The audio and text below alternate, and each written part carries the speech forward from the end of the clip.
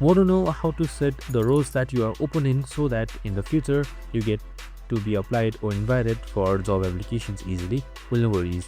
In this video, I'm going to show you an easy step-by-step guide on how you can do it in just under a minute. So let's get straight to it.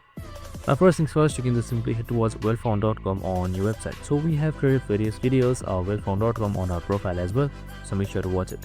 So once you are under this website or this interface, on the left side you should be seeing profile. It should be right below home, so you can just like that. So now once you have profile, here you should be seeing overview, and right beside it you should be seeing profile.